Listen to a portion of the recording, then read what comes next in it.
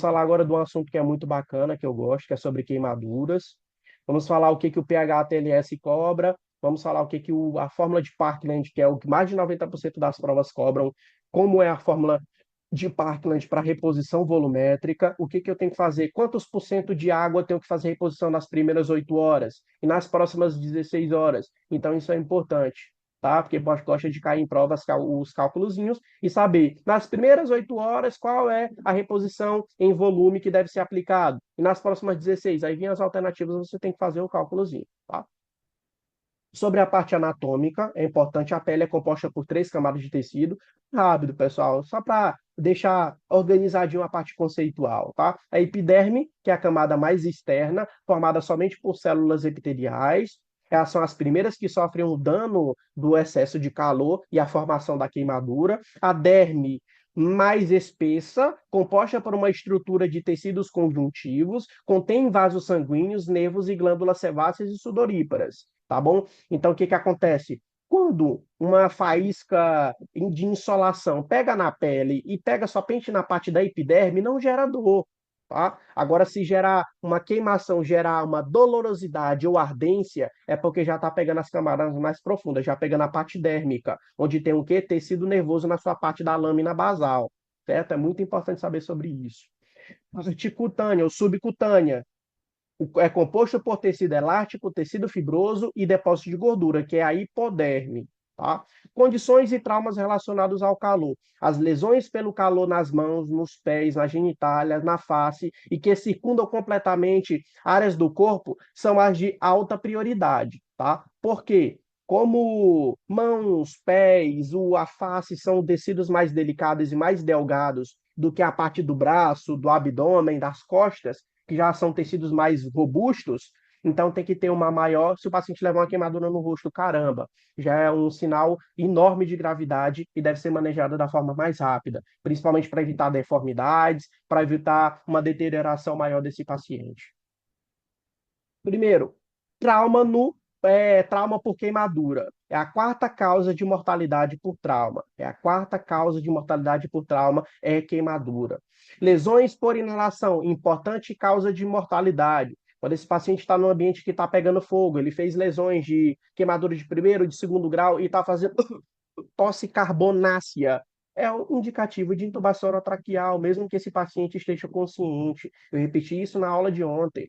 Traumas da árvore traqueobrônquica são causados geralmente por gases superaquecidos, que são inalados, e traumas pulmonares são causados por produtos químicos. Então, essa deterioração ventilatória hipoxêmica pode ser muito mais progressiva frente ao paciente que fez inalação de monóxido de carbono, fora o processo de intoxicação por monóxido de carbono. Bom, mecanismo primário do trauma pode gerar um processo de coagulação de proteínas locais, tá? Grande causa de mortalidade, inalação dos subprodutos da combustão dos objetos que pegaram fogo, gases tóxicos ou longos períodos em hipóxia. Vítima de incêndio em local fechado, sempre considerar como tendo monóxido de carbono no sangue. Local fechado, pegou fogo objetos, sempre tem combustão incompleta, gerando monóxido de carbono inalado. Monóxido de carbono tem uma grande capacidade de intoxicação, por quê? Por incrível que pareça, o monóxido de carbono ele tem uma afinidade pela hemoglobina maior do que do próprio oxigênio. Então ele consegue substituir o oxigênio, dessatura a hemácia e vai carreando monóxido de carbono, diminuindo a saturação superficial da hemácia. Você vai carregar menos oxigênio, vai levando hipóxia tecidual e vai degradando o teu sistema como um todo. Então é importante saber se esse paciente está passando por traumas, intoxicação gerada por grande inalação de monóxido de carbono. Características das queimaduras. Zona de coagulação local da queimadura. É uma zona de maior destruição do tecido. É um tecido morto que sofre necrose, não tem mais regeneração. Ele vai ser substituído por quê? Por cicatrização fibrótica. Nunca mais aquele tecido vai ter a sua função normal e vital. Vai ser substituído por um tecido cimentante, que no caso é o colágeno. Zona de estase, células lesadas, mas não de forma definitiva. Tecido pode ser recuperado, não tem necrose nessa localidade. Gelo, é um erro aplicar gelo em zonas de queimadura, porque pode gerar vasoconstricção no tecido e aumentar a lesão. Se você tem uma lesão por queimadura, qual é o principal mecanismo hemodinâmico para poder fazer uma reconstrução e recuperação daquele tecido, Michel? Vascularização. E a vascularização tem que vasodilatar para poder aumentar o fluxo sanguíneo, chamar mais fibroblastos, miofibroblastos, para poder fazer o processo de tamponamento e recuperação tecidual.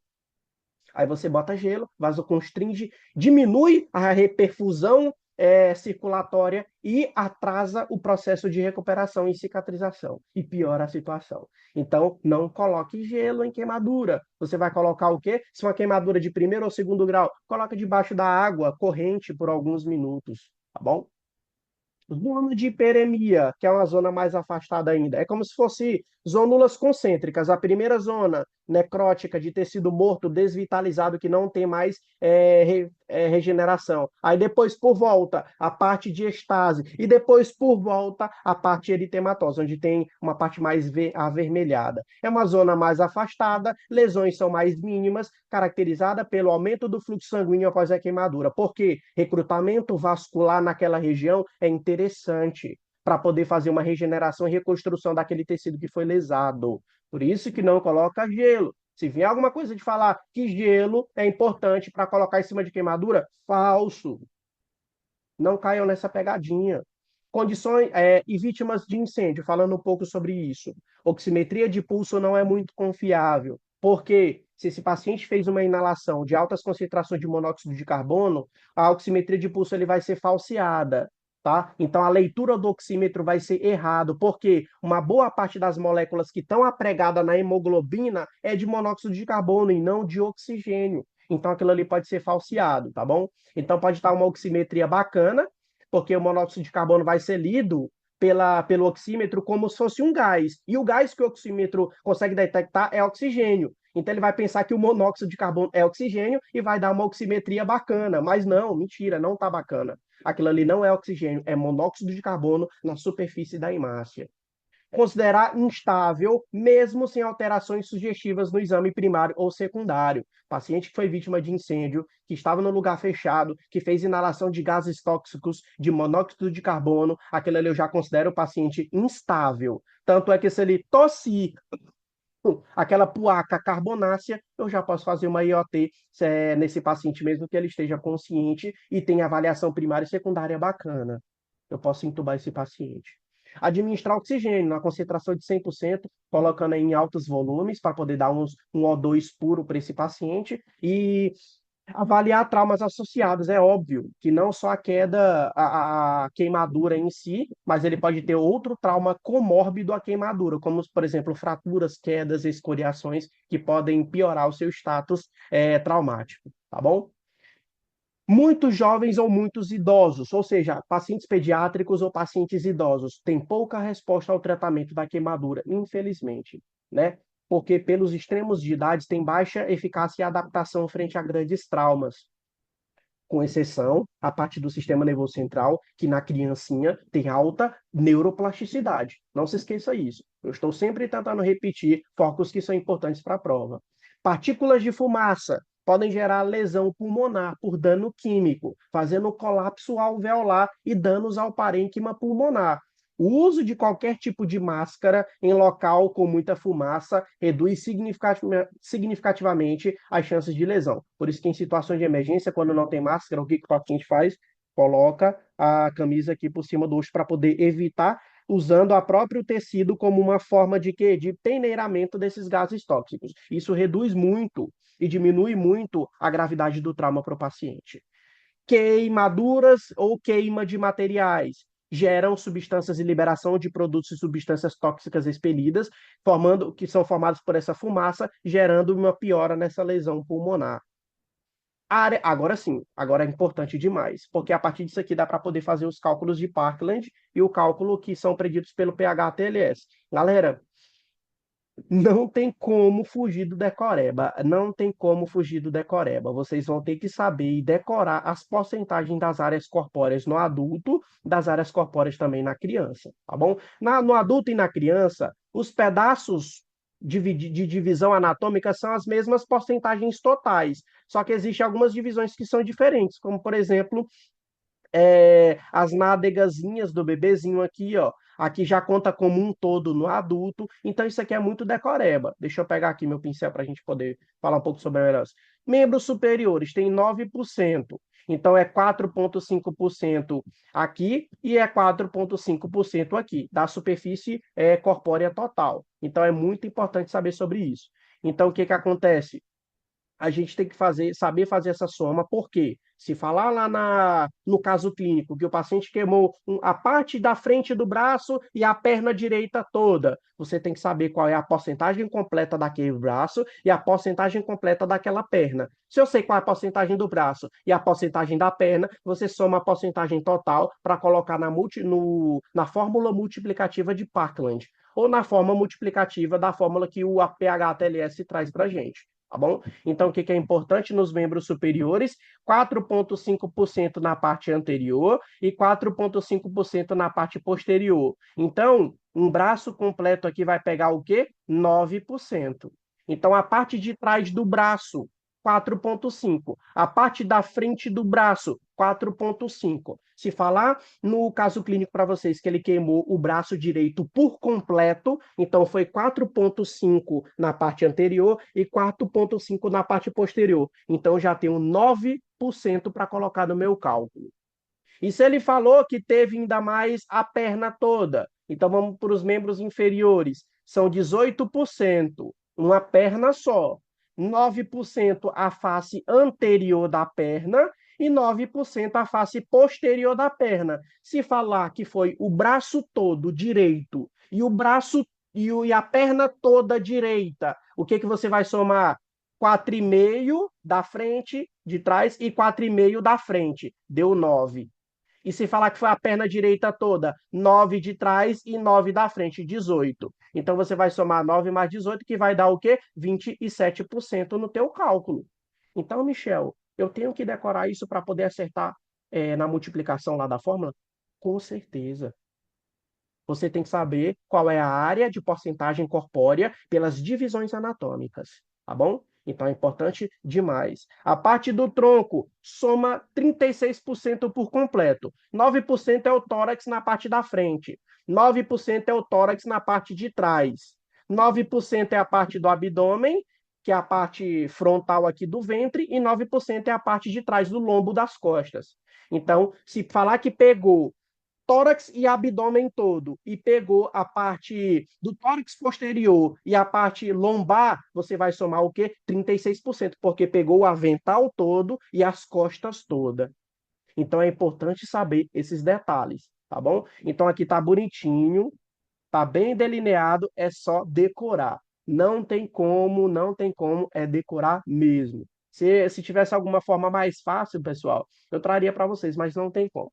Aqui é mesmo decorar essas partes anatômicas e partir para baixo em relação aos cálculos. Vocês sabendo disso aqui, vocês vão conseguir fazer os cálculos tranquilamente, tá bom? Daqui a pouquinho eu vou falar para vocês como é que é a monta da fórmula de Parkland, onde você vai colocar o quê? Essa área de superfície corporal que foi queimada para poder saber quantos volumes, né? O volume total de ressuscitação volêmica ou reposição hídrica deve ser feito nesse paciente, tá bom? Pegando uma avaliação primária num paciente que sofreu queimaduras, ameaças potenciais à segurança da equipe da vítima devem ser rapidamente identificadas.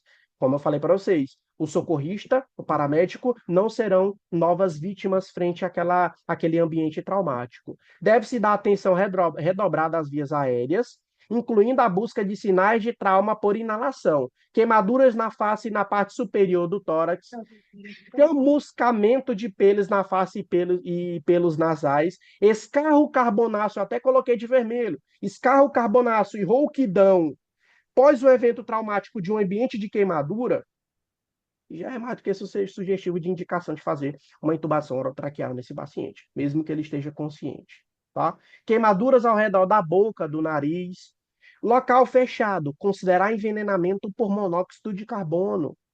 Via aérea segura, avaliação de pulso, avaliação de como está o esforço respiratório desse paciente, coloração da pele e o nível de consciência. Isso tudo é alterado em paciente que tem hipoxemia. Hipoxemia gera alteração de pulso, gera esforço ventilatório, gera taquicardia, gera taquipneia e gera coloração da pele, tá? E rebaixamento de nível de consciência. É por isso que vias aéreas, em situações de queimaduras, são muito importantes de fazer uma avaliação primária e secundária, tá? Na parte da ventilação, Michel, trauma térmico, independentemente do nível de consciência, deve-se utilizar um oxigênio ou O2 suplementar em altas concentrações para todos. Então, teve trauma térmico, é indicativo de utilizar pelo menos uma máscara de oxigênio suplementar em O2 a 100% em altos volumes, tá bom? Qualquer situação de evento traumático por queimadura, ambiente de queimada, uma casa, uma loja pegou fogo, a utilização de O2 suplementar é importante e é indicativo para todos. IoT deve ser realizada, se necessário, em frente a algumas situações que eu falei para vocês, rouquidão, tosse carbonácea, liberando aquela placa carbônica, preta, é indicativo de intubação orotraqueal, mesmo que o paciente esteja consciente. Que não, então, o paciente não precisa, Michel, ter um Glasgow menor ou igual a outro para intubar? Não. Nessa situação em especial, deve-se fazer IoT. Queimaduras circunferenciais no tórax gera uma limitação da expansão, diminuindo a ventilação. Esse paciente já está com ventilação comprometida por inalação de produtos tóxicos e gases e fumaças tóxicas. Ainda se tiver uma queimadura circunferencial no tórax frontal e no tórax dorsal, pegando circunferência, aquilo ali tudo gera uma limitação na expansibilidade pulmonar, porque você teve lesão de tecidos elásticos e a complacência do pulmão, do tórax em si, é diminuída. Então, você tem um adicional de piora ventilatória. Aí, outro ponto, lesão circunferencial gerando escaratomia. O que acontece? Essa escaratomia são técnicas que podem ser retiradas para poder fazer uma redução, uma tiragem daquela escara para poder tirar aquele tecido desvitalizado que foi passado por um processo de queimadura. Aí tem que passar por um processo de formação de retalho. Isso aí eu creio que você já deve ter visto um pouco em cirúrgica do sexto período. A zetaplastia, formação de retalho, retirada autóloga de algum tecido para poder repor aquela escara que foi retirada. Então, isso é uma das técnicas que podem ser utilizadas frente a pacientes que passaram por queimaduras mais graves, tá? Mas raramente é necessário e é realizado principalmente após as 6 horas da queimadura, né? Então, por exemplo, a queimadura foi muito feia, muito grande aqui no braço, fez um enrijecimento, uma compressão, puxando todo aquele tecido, você faz um corte, escaratomia faz um corte para poder liberar aquele tecido e ele respirar melhor. Então, o processo de escaratomia pode ser utilizado, mas nem sempre é feito, tá bom? É raramente utilizado. A parte circulatória, que é o nosso C da avaliação primária. A queda do volume sanguíneo associada à queimadura geralmente leva de 6 a 8 horas, devido ao edema. Lembra que a superfície do corpo foi queimada. O que a tendência a acontecer? Osmoticamente é para a água e para a localidade e não é osmoticamente. Fisiologicamente, a água tem que ser encaminhada para locais de mais alta temperatura para resfriar. Então, a água começa a sair dos tecidos e dos vasos, indo para as zonas de queimadura, e a tendência é aumentar o edema naquela localidade e desidratar o tecido. E desidratar o líquido que fica no interior do plasma. É por isso que pacientes que sofrem queimaduras têm que passar por um processo de quê? De reidratação e reposição hídrica, uma reposição volêmica pela fórmula de Parkland, que eu vou explicar para vocês daqui a pouquinho, certo? Outro pontozinho ali, ó, o choque na cena do acidente geralmente está associado a outras causas, tá? Então, por exemplo, o paciente passou pelo processo de queimadura, mas ele levou um trauma de queda, por exemplo, e ele fez uma fratura exposta ou não exposta do fêmur. Pode estar associado a um choque hipovolêmico por conta do trauma ósseo da fratura de um osso longo, e não necessariamente um choque devido ao trauma da queimadura. porque queimaduras de grau 2, grau 3, levam em torno dessas horas para poder gerar um choque hipovolêmico. O choque ele não é agudo, não é no momento, tá? O terceiro ponto ali, ó, acesso venoso, preferencialmente em membros superiores sem queimaduras. Você não vai fazer acesso em uma fossa anticubital completamente queimada. Você vai procurar uma zona que tem menos interferência da queimadura possível, principalmente aqui nos membros superiores, procurar alguma fossa anticubital que esteja íntegra para poder fazer o processo de reposição volêmica. Se o acesso em sítio queimado, preferir cateter longo para evitar deslocamento devido a edema. Se você botar um catetezinho muito fino em uma zona de edema, ele pode dançar meio aquele líquido flutuante e você perder o foco de reposição hídrica e jogar mais água para o tecido edemaciado e o tecido ficar mais edemaciado ainda. Então, se for para poder uma queimadura de grande extensão que não tem nenhuma área íntegra do corpo, você obviamente vai ter que colocar a catéter na área queimada, não tem como, inevitável. Só que coloque um catéter um pouco mais longo para tentar conseguir uma penetração maior, mais profunda no interior venoso, para poder evitar a perda desse cateto e piorar o edema local, o local ali que está acontecendo, tá bom?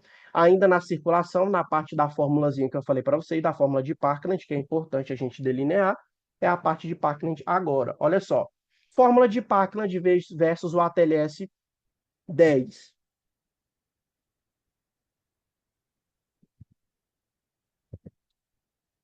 O ATLS 10, pessoal, atualização, fala o quê? A reanimação com fluidos deve ser iniciada com 2 ml de ringue lactato, vezes o peso do corpo do doente, em quilos, vezes a porcentagem diária de superfície de corpo queimado, que é o ASCQ, a área de superfície corporal queimada.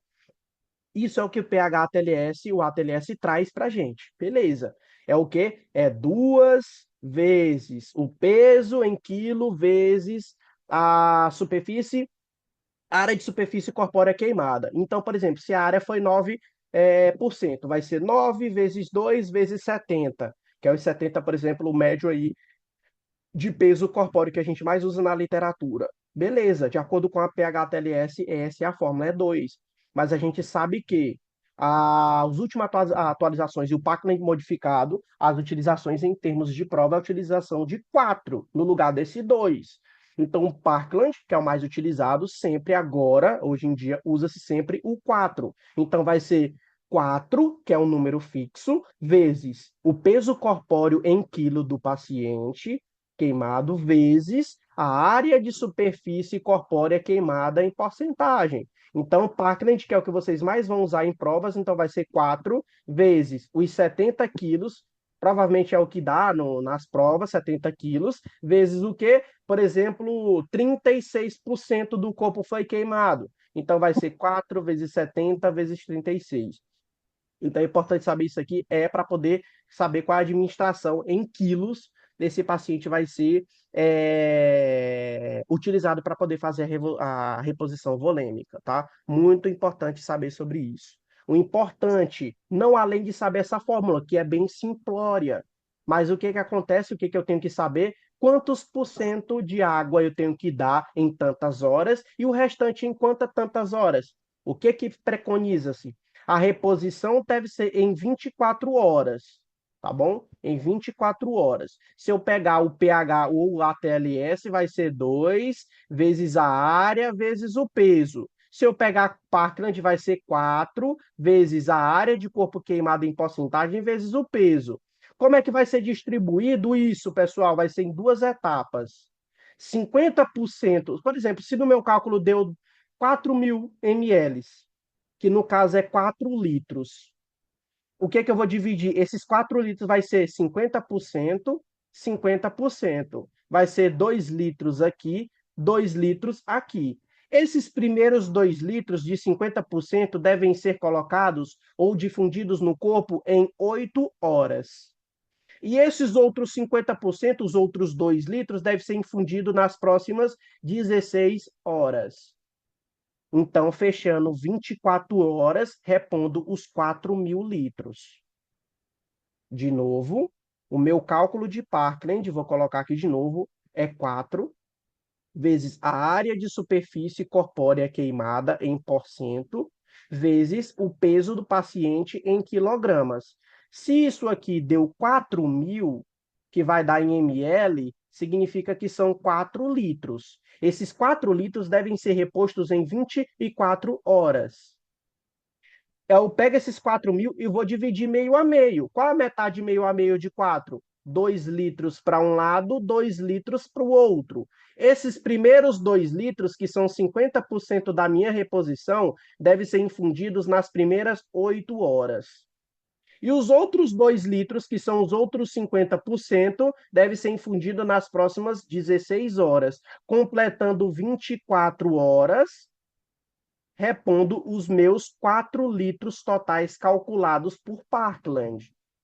Uma coisa que gosta de cair em pegadinha em prova.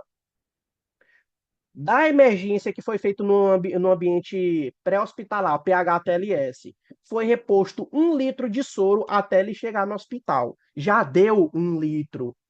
Então eu calculei Parkland e deu 4 litros. Só que na ambulânciazinha que ele já veio lá transportado, já deu 1 litro.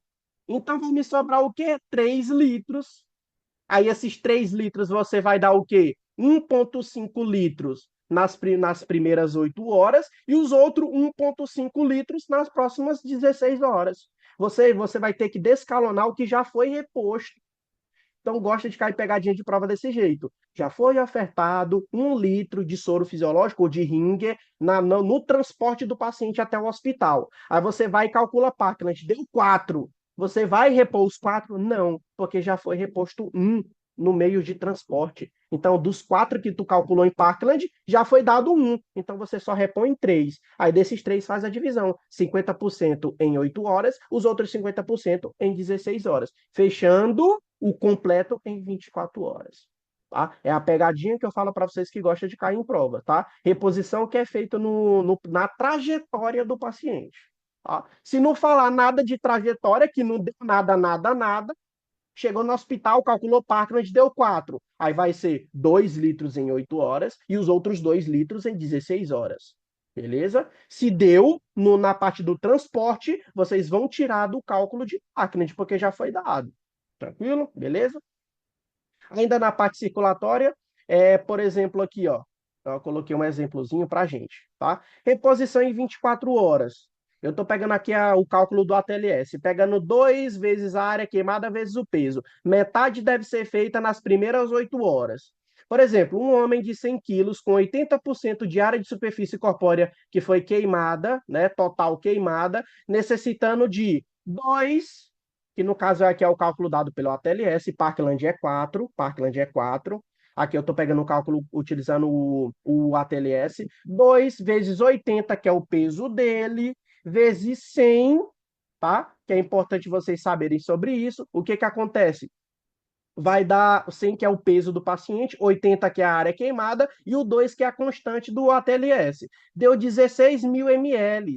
16 mil ml equivale a quanto, Michel? 16 litros. Então, vai ser 16 litros em 24 horas. Metade desse valor calculado, que é 8 mil ml, que é 8 litros, deve ser infundido nas primeiras 8 horas. Certo? Portanto, o doente deve receber de 1.000 a 2.000 ml por hora, certo? Que vai pegar as 8.000, por exemplo, não é 8 horas?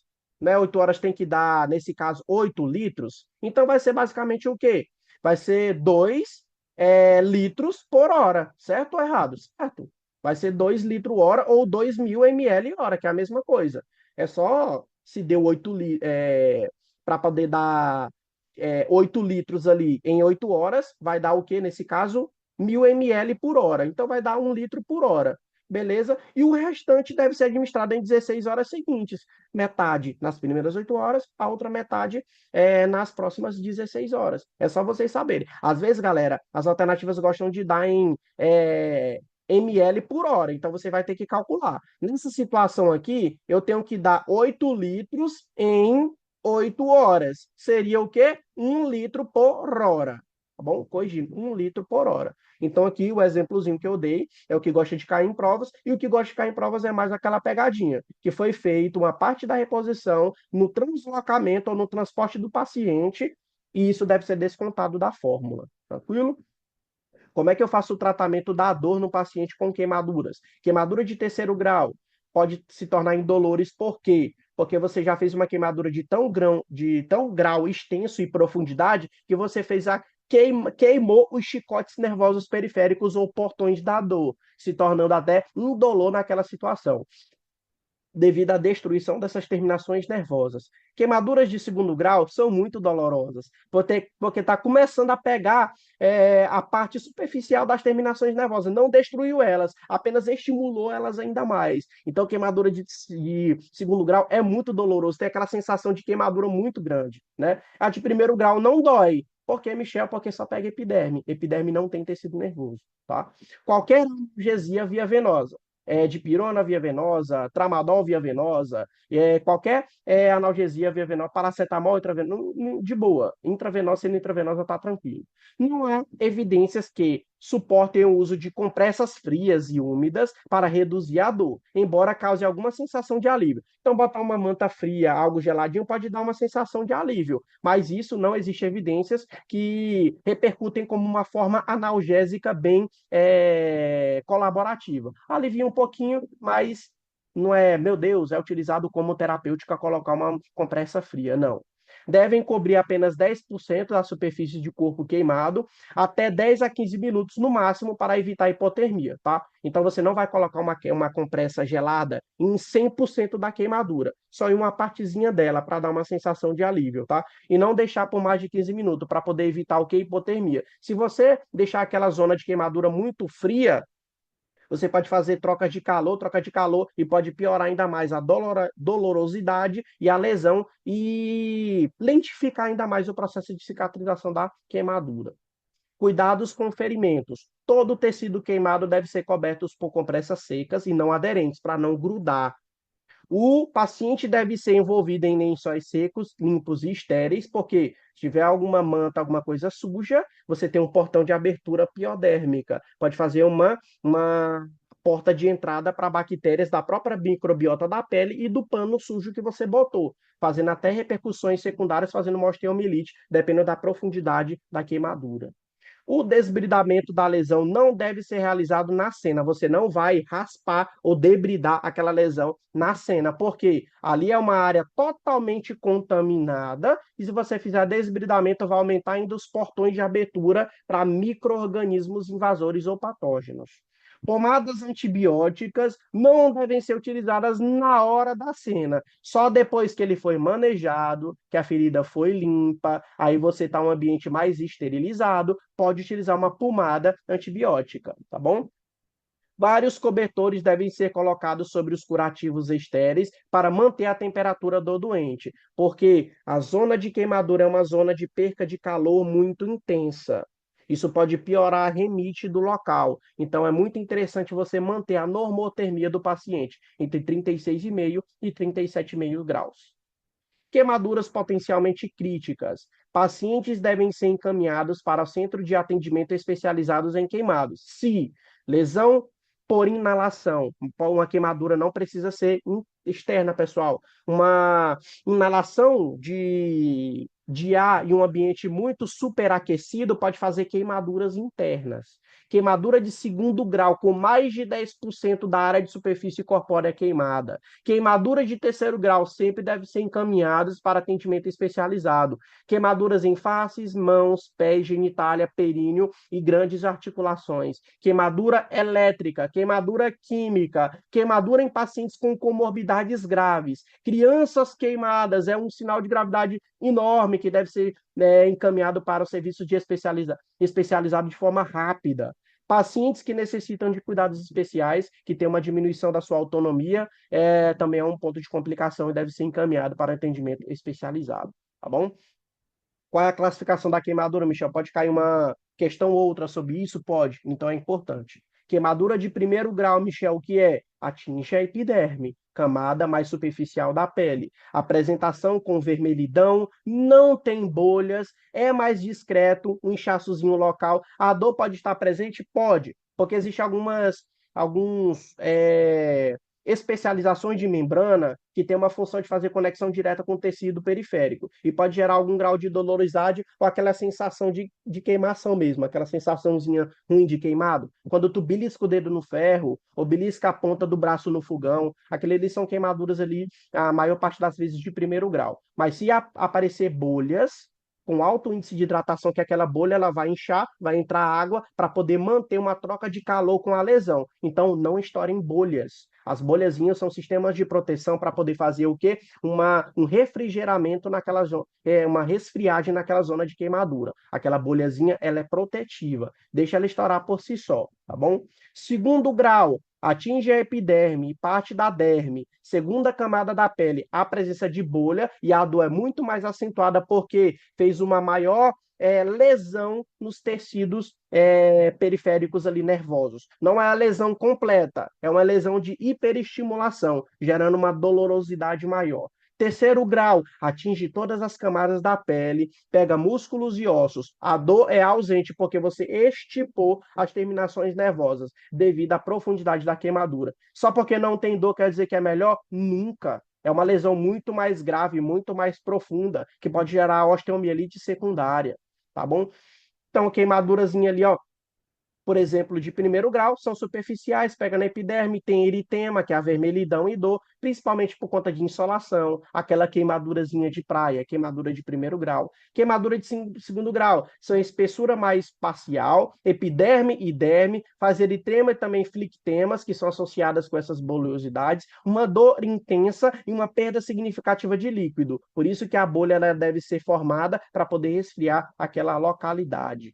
Queimadura de terceiro grau, espessura total da pele, pegando epiderme, derme e hipoderme. Epiderme, derme e hipoderme, como eu acabei de falar. Aparência chamuscada ou em couro. Enchimento capilar ausente, porque você já pegou também, além das terminações dolorosas que não existem mais, que foram danificadas pela queimadura de terceiro grau, você também pode pegar o quê? A vascularização daquela localidade. Então, o tempo de enchimento das extremidades vão estar diminuídos, porque você fez uma afecção, por exemplo, dessa figura, nessa parte aqui, ó, do dorso da mão, fazendo com que haja lesão direta nos vasos de transmissão da circulação periférica. E queimadura de quarto grau, epiderme, derme, hipoderme, subcutâneo e os tecidos mais profundos, como muscular e ósseo. Já não é nada interessante, porque você tem uma gravidade de lesão absurdamente alta. Queimaduras químicas, a gente já está terminando, geralmente por substâncias cáusticas, gera uma lesão por coagulação. O socorrista deve utilizar luvas, aventais e óculos de proteção para poder evitar com que se queime também na operação e manejo. Lavagem abundante da área atingida. Remover toda a roupa do paciente, porque a substância pode ficar aderida à roupa e fazendo um ciclo de lesão. Aderiu à roupa e a roupa está tocando na pele, vai gerando novas lesões de queimadura. Agentes neutralizantes não podem ser jogados e utilizados nas queimaduras químicas. Por quê? Porque pode gerar uma reação de uma reação exotérmica, liberar mais calor ainda na reação e gerar uma nova queimadura secundária frente à reação de neutralização, tá? Então pode levar uma nova lesão por calor se você jogar algum agente neutralizante.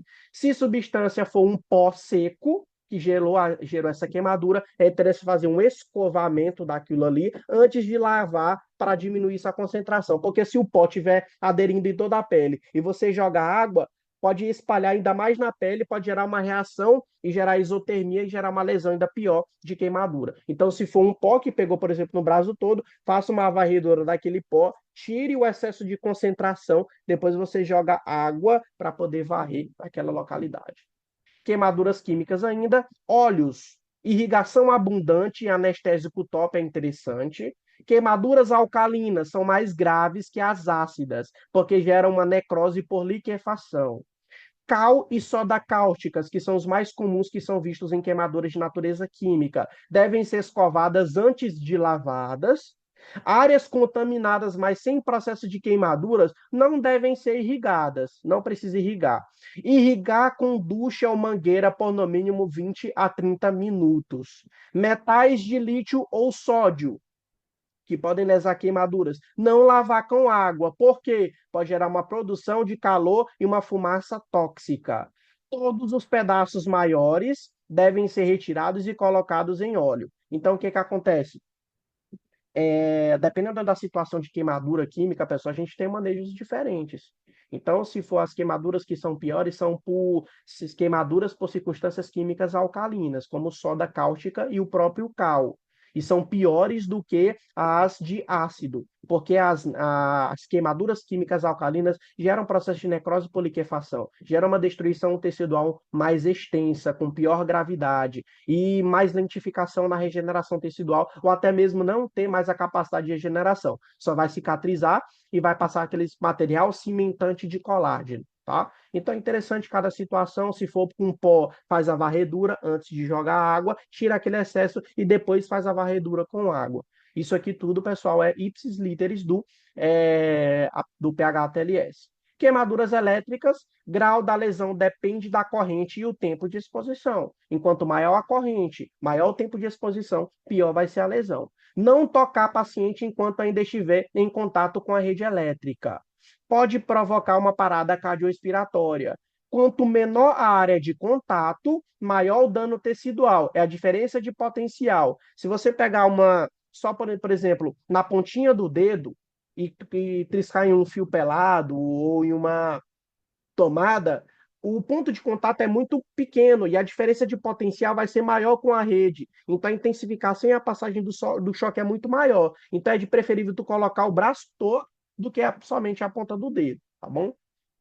Outro ponto, a contração muscular pode causar fraturas ou luxações, ó, e principalmente quando você pega com a mão toda, que faz uma contratura muscular, por isso que fica difícil você desgarrar do fio.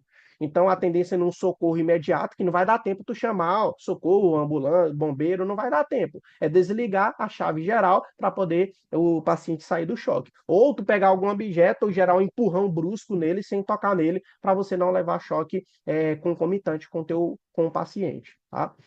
Lesões das células musculares podem gerar liberação de mioglobina e potássio, gerar uma rabdomiólise. Essa rabdomiólise pode até fazer uma insuficiência renal aguda, mas isso não a temática para poder ser dada agora. Só saibam que lesões por queimadura podem gerar rabdomiólise por destruição da fibra muscular.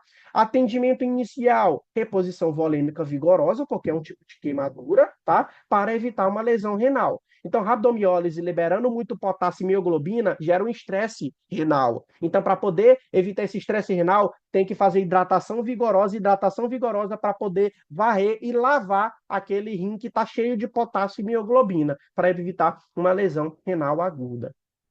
Certinho?